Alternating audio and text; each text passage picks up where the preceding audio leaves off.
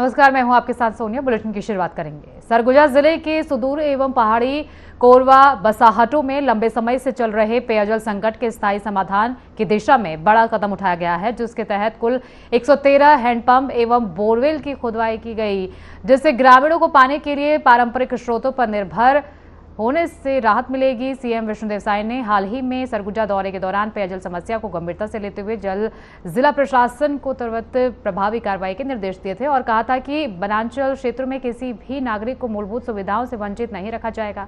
साथ ही सरकार की प्राथमिकता अंतिम व्यक्ति तक योजनाओं का लाभ पहुंचाना है। मुख्यमंत्री ने निर्देश देने के बाद सरगुजा कलेक्टर एवं जिला खनिज संस्थान न्याय के अध्यक्ष अजीत वसंत से त्वरित कार्रवाई करते हुए संबंधित विभागों को 1 माह के भीतर सभी 113 हैंडपंप और बोरवेल कार्य पूरा करने के निर्देश जारी किए गए। कलेक्टर ने बताया कि स्थलीय सर्वे पहले ही पूरा कर लिया गया है।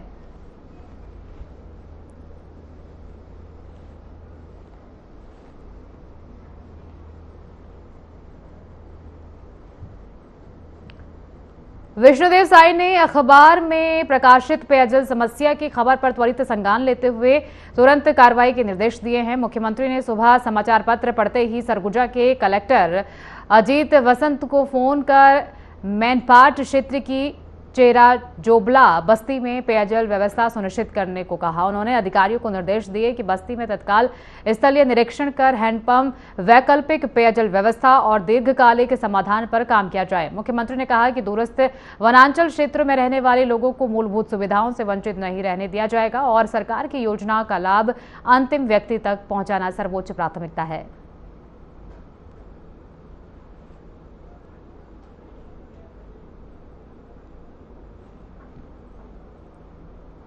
आपको बता दें कि प्रदेश के मुख्यमंत्री विष्णुदेव साय ने छत्तीसगढ़ के सभी जिलों में 1 मई से 10 जून तक सुशासन तिहार मनाने के सभी जिलों के कलेक्टर के आदेश दिए हैं, जिसे लेकर बलरामपुर जिला प्रशासन ने सभी शहरी और ग्रामीण क्षेत्र में लगातार सुशासन तिहार के माध्यम से शिविर लगाकर सरकारी योजनाओं का प्रचार कर रही है। ग्रामीणों की समस्या का भी शिविर के माध्यम से समाधान किया जा रहा है। वहीं मुख्यमंत्री ने सभी अधिकारियों को साफ निर्देश दिए हैं कि किसी भी प्रकार की गड़बड़ी बर्दाश्त नहीं की जाएगी।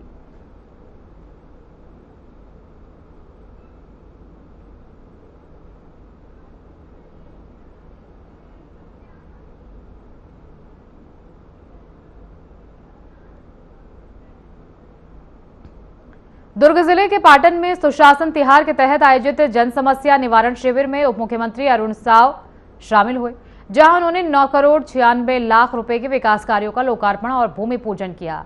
इसमें 5 करोड़ 8 लाख रुपए के नए निर्माण कार्यों का भूमि पूजन और 4 करोड़ 87 लाख रुपए के कार्यों का लोकार्पण शामिल रहा।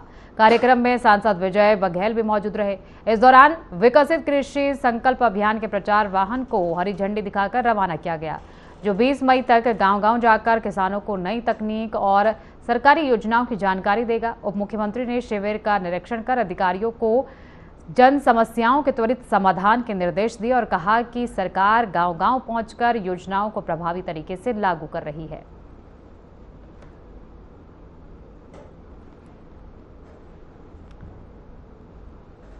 तो पाटन में सुशासन तिहार अभियान चलाया गया है, जिसमें लोगों तक पहुंचकर जन समस्याएं सुनी जा रही हैं और लोग बड़ी संख्या में पहुंचकर अपनी समस्याओं से अधिकारियों को बताते हुए अपनी समस्या नजर आ रहे हैं। इस बीच सीएम साय की तरफ से कई जिलों में जाकर लोगों के बीच पहुंचकर उनकी समस्याएं भी सुनी गई और अधिकारियों को उनकी समस्याओं के त्वरित निस्तारण के निर्देश सीएम साय की तरफ से दिए गए हैं। तो सुशासन तिहार का शुभारंभ किया गया है। 1 जून से ये स्टार्ट हुआ, 1 मई से इसे स्टार्ट किया गया और जो 10 जून तक चलेगा, इसमें कई लोग अपनी समस्याओं को लेकर पहुंच रहे हैं। सीएम साय की तरफ से स्पष्ट निर्देश दिए गए हैं कि लोगों तक सभी सरकारी योजनाएं लोगों तक पहुंचनी चाहिए और सभी लोगों को अपनी योजनाओं के बारे में जागरूक किया जाए। इसको लेकर भी अधिकारियों को निर्देश दिए गए हैं और उसी के तहत इस अभियान को और भव्य तरीके से इसे पूर्ण करने के लिए अब हर जिले में अधिकारियों को तैनात किया गया है और बीजेपी के नेता भी अलग अलग जगह पहुंचकर लोगों के बीच पहुंचकर उनकी समस्याएं सुनते हुए इसमें नजर आ रहे हैं। राज्य सरकार की मंशा के अनुरूप आम जनता की समस्याओं के त्वरित निराकरण के लिए आयोजित सुशासन तिहार शिविर ग्रामीणों के लिए वरदान साबित हो रहे हैं। इसी क्रम में बलौदाबाजार भाटापारा जिले के ग्राम पंचायत मेहतरा में आयोजित जन समस्या निवारण शिविर में प्रशासन की संवेदनशीलता का एक अनूठा उदाहरण देखने को मिला, जहां ग्राम मोहतरा निवासी महिला कौशल्या साहू को आवेदन करते ही तत्काल आयुष्मान कार्ड प्रदान किया गया। बता दें कि शिविर में अपनी स्वास्थ्य संबंधी चिंताओं को लेकर पहुंची कौशल्या साहू ने जैसे ही आयुष्मान कार्ड के लिए अपना आवेदन प्रस्तुत किया, संबंधित विभाग के अधिकारियों ने सक्रियता दिखाई और मौके पर ही पात्रता की जांच कर ऑनलाइन प्रक्रिया पूर्ण की और तत्काल कार्ड प्रिंट कर उन्हें सौंप दिया गया।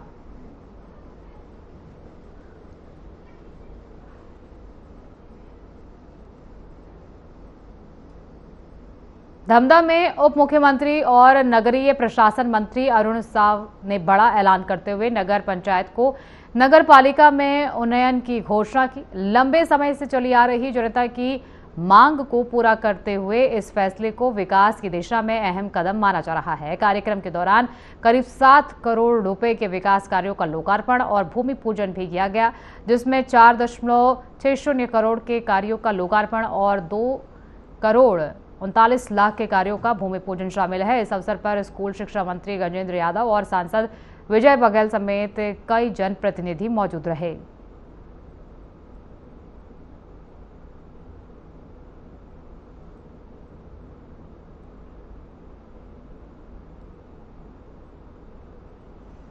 तो उप मुख्यमंत्री की तरफ से जनता को बड़ी सौगात दी गई है। 7 करोड़ से ज्यादा की परियोजनाओं का लोकार्पण और शिलान्यास किया गया है, जिससे क्षेत्र को विकसित किया जाए और लगातार सुशासन तिहार योजना भी चलाई जा रही है, जिसमें लोग अपनी समस्या लेकर पहुंच रहे हैं। वहीं उप मुख्यमंत्री की तरफ से अब जनता को बड़ी सौगात दी गई है। 7 करोड़ रुपए की योजनाओं का शिलान्यास किया गया है, जिसके तहत अब क्षेत्र में विकास कार्य को पूर्ण किया जाएगा, जिससे आम जनता तक सभी सुविधाएं पहुंच सके और किसी भी सुविधा से वंचित ना रहे जनता। इसको लेकर सरकार की पूरी योजना तैयार है और उसी योजना के तहत आगे बढ़ते हुए अब प्रदेश की सरकार यहां पर नजर आ रही है। चाहे सीएम साय हो या फिर अन्य मंत्री, सभी ग्राउंड जीरो पर पहुंचकर जनता की समस्याएं सुनते हुए नजर आ रहे हैं और जनता को विकास कार्यों की सौगात भी दी जा रही है।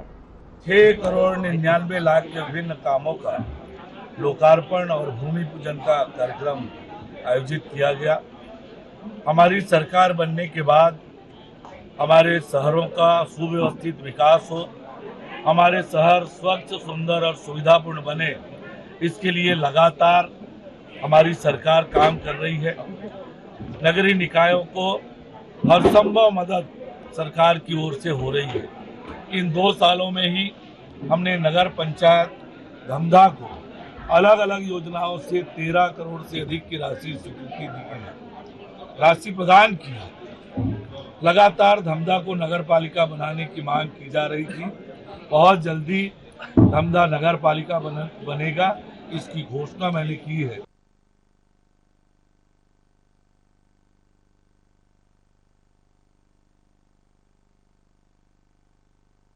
के ग्राम पौनी में भक्त माता कर्मा जयंती कार्यक्रम का आयोजन किया गया, जिसमें डिप्टी सीएम अरुण साव और केंद्रीय राज्य मंत्री तोखन साहू शामिल हुए।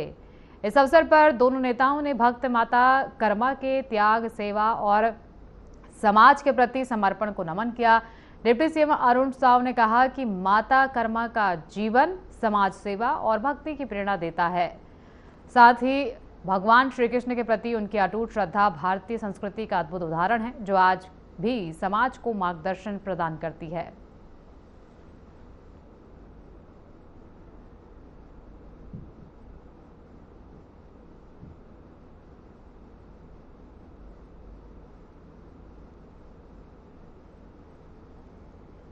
सुकमा जिले में सुशासन तिहार 2026 के तहत प्रशासन अब दुर्गम इलाकों तक पहुंचकर ग्रामीणों की समस्याओं का समाधान कर रहा है। कलेक्टर अमित कुमार और एसपी किरण चौहान ने सुकमा विकासखंड के गोंडेसरास और नीलावाया जैसे पहुंचविहीन गांवों का मोटरसाइकिल से लगभग 30 किलोमीटर कठिन रास्ता तय कर दौरा किया और सुशासन चौपाल लगाकर ग्रामीणों से सीधा संवाद किया। गोंडेरास में पेड़ के नीचे खाट पर बैठकर अधिकारियों ने ग्रामीणों की समस्याएं सुनी और 60 से 70 लाख रुपए के विकास कार्यों की जानकारी दी और प्लेट खराब होने पर तत्काल मरम्मत के निर्देश दिए। शिविर में 17 केसीसी कार्ड, 12 जाति प्रमाण पत्र, 11 पीएम किसान प्रकरण समेत कई दस्तावेज मौके पर वितरित किए गए। नीलावाया में सड़क, पानी और स्वास्थ्य सुविधाओं पर चर्चा कर पुल निर्माण और अस्पताल में इलाज सुनिश्चित करने के निर्देश दिए गए। प्रशासन ने 22 लाख जन्म प्रमाण पत्र जारी किए और गर्भवती महिलाओं की गोद भराई कराई, जिसमें सुशासन का मानवीय रूप देखने को मिला।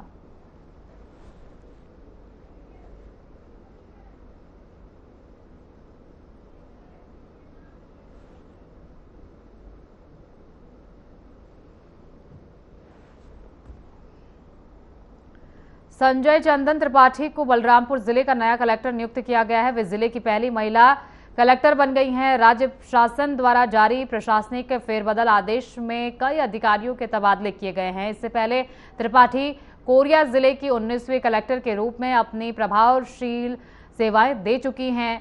प्रशासनिक अनुभव और सकुशल नेतृत्व के लिए पहचानी जाने वाली श्रीमती त्रिपाठी से अब बलरामपुर जिले में विकास कार्यों और प्रशासनिक सुधारों को नई गति मिलने की उम्मीद जताई जा रही है। जिलेवासियों ने उनकी नियुक्ति को लेकर उत्साह का माहौल है।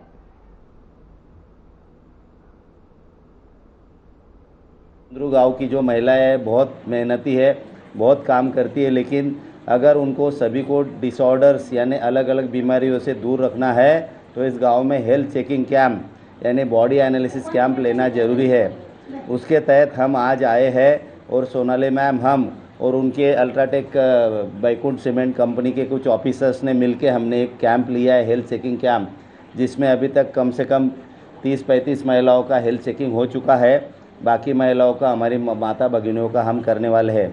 इस कैंप से इसमें जो रिपोर्ट आती है उसमें बॉडी के जो अलग अलग 12 वाइटल पैरामीटर्स होते हैं, जिसमें कि heart health, brain health, fat, muscle mass, skin, intestine, ये जो हमारे बॉडी के इम्पोर्टेंट अवयव होते हैं, अंग होते हैं, उससे रिलेटेड जो भी बीमारियां है वो दूर कैसे करनी है।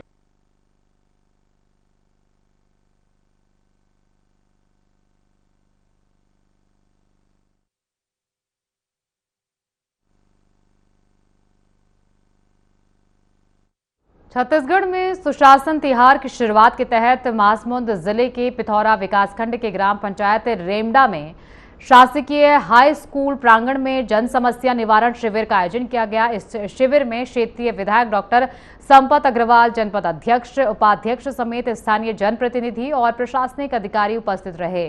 कार्यक्रम में 20 ग्राम पंचायतों के ग्रामीण बड़ी संख्या में शामिल हुए। विधायक एवं अधिकारियों ने विभिन्न विभागों के स्टॉलों का अवलोकन कर प्राप्त आवेदनों और उनके निराकरण की स्थिति की जानकारी ली तथा ग्रामीणों की समस्याएं गंभीरता से सुनकर त्वरित समाधान के निर्देश दिए। इस अवसर पर हितग्राहियों को bank loan, cheque, Ayushman card, job card, श्रमिक कार्ड, पेंशन स्वीकृति पत्र, प्रधानमंत्री आवास योजना के अंतर्गत अभिनंदन पत्र और सुपोषण टोकरी वितरित किए, जिसमें ग्रामीणों में खुशी का माहौल देखने को मिला।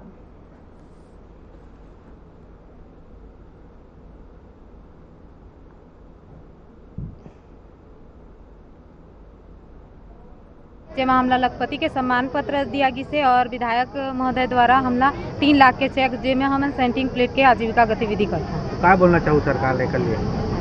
बहुत बहुत धन्यवाद देना चाहूँगा। जनपद सदस्य जनपद पंचायत पिथौरा पुरुषोत्तम घितलहरे, आज सुशासन त्योहार के रेमड़ा में कार्यक्रम किया जा रहा है, जिसका मुख्य उद्देश्य है कि अंतिम पंक्ति में बैठे हितग्राही को लाभ दिलाने का काम भारतीय जनता पार्टी के सरकार विष्णुदेव साय जी निरंतर अपना प्रयास से पूरा छत्तीसगढ़ में किया जा रहा है। लोगों में कैसा उत्साह है? लोगों में उत्साह है कि हमेशा जब शिविर में पहुंचते हैं जनता, निश्चित रूप से उनका काम हो रहा है और काम होने से सभी जनता लाभ लेने के लिए शिविर में पहुंच रहे हैं। सुशासन त्योहार और समाधान शिविर है ये। हमारे गांव-गांव तक अब सरकार खुद हर घर तक आई है और किसके जो भी समस्या है उसका समाधान किया जा रहा है और जो कुछ अच्छा काम किए हैं उनको पुरस्कृत भी किया जा रहा है इस शिविर के माध्यम से। ये हमारे विष्णुदेव साय जी की और विशेष योजना है सुशासन त्योहार, और स्वयं भी डेली इतने तपती दोपहरी में कहीं न कहीं हर गांव में जा रहे हैं। उसी में हम लोग सब जनप्रतिनिधि लोग भी आए हैं और इसका लाभ पूरी जनता को मिल रहा है। आप लोग स्वयं देख ही रहे हैं। सुकमा जिले के दूरस्थ और संवेदनशील क्षेत्रों में लगातार जनसेवा और विश्वास निर्माण की दिशा में कार्य कर रही केंद्रीय रिजर्व पुलिस बल की कमांडेंट मोहम्मद खालिद खान के नेतृत्व में एक विशेष सिविक एक्शन कार्यक्रम आयोजित किया गया। इस कार्यक्रम के माध्यम से ग्रामीणों के बीच दैनिक जीवन में उपयोग आने वाली आवश्यक सामग्रियों का वितरण किया गया। कार्यक्रम का मुख्य उद्देश्य ग्रामीणों की आवश्यकताओं को समझते हुए उन्हें राहत प्रदान करना और सुरक्षा बलों और स्थानीय नागरिकों के बीच आपसी विश्वास के साथ सहयोग को और अधिक मजबूत बनाना रहा। कार्यक्रम के दौरान ग्रामीणों ने काफी उत्साह देखने को मिला। स्थानीय लोगों ने सीआरपीएफ द्वारा किए जा रहे जनहितकारी कार्यों की सराहना करते हुए कहा कि सुरक्षा बल केवल सुरक्षा तक सीमित नहीं है, बल्कि वे क्षेत्र के विकास, शिक्षा, स्वास्थ्य और सामाजिक सहयोग के क्षेत्र में भी लगातार महत्वपूर्ण योगदान दे रहे हैं। वहीं कमांडेंट मोहम्मद खालिद खान ने इस अवसर पर कहा कि केंद्रीय रिजर्व पुलिस बल सदैव अपनी तैनाती क्षेत्र के ग्रामीणों के कल्याण और विकास के लिए प्रतिबद्ध रहा है।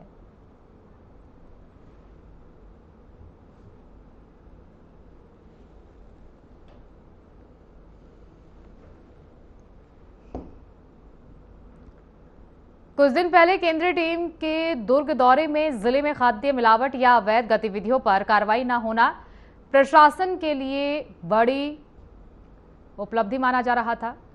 आपको बता दें कि जब अब ये सामने आई नई जानकारी ने इन दावों पर सवाल खड़े कर दिए हैं। दुर्ग शहर से कुछ दूर पर अंडा क्षेत्र में शैली देवी महाविद्यालय के सामने एक भवन में अवैध रूप से पनीर का स्टोरेज और सप्लाई का कार्य संचालित होने का खुलासा हुआ है। ये भवन बॉयज हॉस्टल के नाम पर किराए पर लिया गया है और बाहर भी उसी का बोर्ड लगा है, जबकि अंदर बड़े पैमाने पर बिना किसी वैध लाइसेंस के पनीर का भंडारण और वितरण किया जा रहा था, जो खाद्य नियमों का सीधा उल्लंघन है। इस मामले ने खाद्य विभाग की कार्य प्रणाली पर गंभीर सवाल खड़े कर दिए गए हैं कि इतनी बड़ी गतिविधि बिना जानकारी के कैसे चलती रही। स्थानीय लोगों का कहना है कि बिना मिलीभगत ऐसा संभव नहीं है। सूचना मिलने पर खाद्य एवं औषधि प्रशासन विभाग ने मौके पर दबिश दी, लेकिन अधिकारियों के पहुंचने से पहले ही पूरा मामला वहां से हटा दिया गया, जिससे जांच और भी संदिग्ध हो गई है। ये अंडा क्षेत्र में ये अवैध रूप से स्टोर करके रखा हुआ था पनीर, और जैसा कि अभी जो आए हैं संयम जैन, वो बता रहे हैं कि वो ट्रेडिंग करते हैं और यहाँ पे मतलब स्टोर करके फिर सेल करते हैं। भारतीय राष्ट्रीय राजमार्ग प्राधिकरण यानी NHAI के क्षेत्रीय कार्यालय रायपुर में आर वेंकटेश्वरलू ने क्षेत्रीय अधिकारी के रूप में पदभार ग्रहण कर लिया है। उन्होंने 6 मई 2026 को विधिवत कार्यभार संभालते हुए अधिकारियों एवं कर्मचारियों से परिचय प्राप्त किया। इससे पूर्व वे ओडिशा के कोरापुट में प्रोजेक्ट डायरेक्टर के रूप में कार्यरत थे। उन्हें राष्ट्रीय राजमार्ग विकास क्षेत्र में 15 वर्षों से अधिक का व्यापार अनुभव प्राप्त है। अपने करियर में उन्होंने भुवनेश्वर, राउरकेला, संबलपुर और कोरापुट में महत्वपूर्ण जिम्मेदारियां निभाई हैं।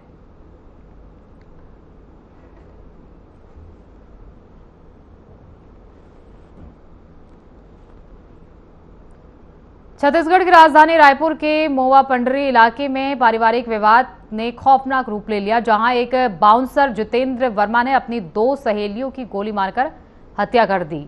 जानकारी के अनुसार आरोपी का अपनी पत्नी से लंबे समय से विवाद चल रहा था और वो अपने बच्चों से मिलने ससुराल पहुंचा था, लेकिन वहां रोकने पर उसने गुस्से में अपनी लाइसेंसी पिस्टल से ताबड़तोड़ फायरिंग कर दी।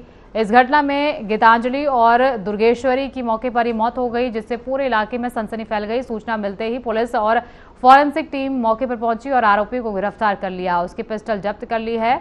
पुलिस ने हत्या और आर्म्स एक्ट के तहत मामला दर्ज कर जांच शुरू कर दी है। इस वारदात ने लाइसेंसी हथियारों के दुरुपयोग पर भी गंभीर सवाल खड़े किए हैं।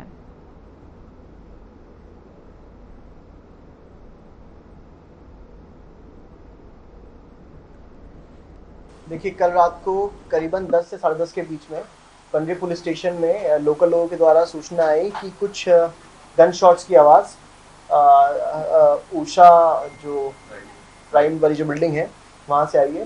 सूचना को गंभीरता से लेते हुए पुलिस तुरंत मौके पर पहुंची और उसके अलावा ACP, IPS प्रोबेशनर और बाकी जो वरिष्ठ अधिकारी थे वो भी पहुंचे पहुंचते ही वहां पर जो आरोपी था जितेंद्र कुमार वर्मा, उसे पुलिस के साहसी जवान के द्वारा अपनी सूझबूझ से पकड़ लिया गया।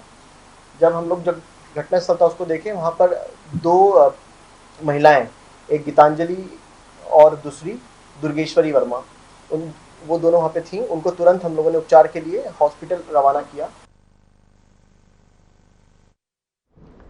रायपुर के न्यू राजेंद्र नगर क्षेत्र में पुलिस ने एक संदिग्ध पार्सल से 16 लाख रुपए की बड़ी नकदी बरामद कर सनसनी फैला दी है। सूचना के आधार पर पुलिस उपायुक्त संदीप पटेल के निर्देश पर टीम ने अशोका मिलेनियम प्लाजा स्थित हंस ट्रैवल्स में दबिश दी, जहां कोलकाता से दिल्ली भेजे जा रहे एक पार्सल की जांच के दौरान 3 सफेद बोरों में नकदी मिली। तलाशी में सामने आया कि ये रकम 10 और 20 रुपए के छोटे नोटों में रखी गई थी, जिसमें 20 रुपए की 400 गड्डियां और 10 रुपए की 800 गड्डियां शामिल थी। इतनी बड़ी मात्रा में छोटे नोटों में नकदी मिलने से पुलिस भी हैरान रह गई। मामले में बीएनएसएस की धारा 106 के तहत केस दर्ज किया गया है और उसकी सूचना आयकर विभाग को भी दे दी गई है। पुलिस अब ये जांच कर रही है कि इतनी बड़ी रकम का असली मालिक कौन है।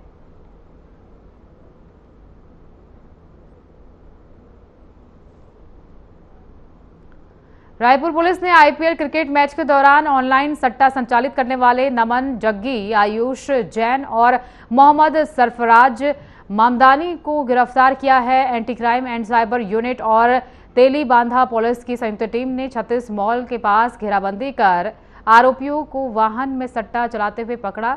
जांच में सामने आया कि नमन जग्गी, आयुष जैन और मोहम्मद सरफराज साइट्स के जरिए नेटवर्क चला रहे थे। पुलिस ने उनके कब्जे से 5 मोबाइल फोन, 6000 रुपए नगद और 2 लग्जरी कारें जब्त की है। कुल 55 लाख रुपए की संपत्ति भी फ्रीज की है। आरोपियों के खिलाफ जुआ अधिनियम और बीएनएस की विभिन्न धाराओं में मामला दर्ज कर आगे की जांच जारी है। बुलेटिन में फिलहाल के लिए इतना ही। आगे की तमाम खबरों के लिए बने रहिए हमारे साथ।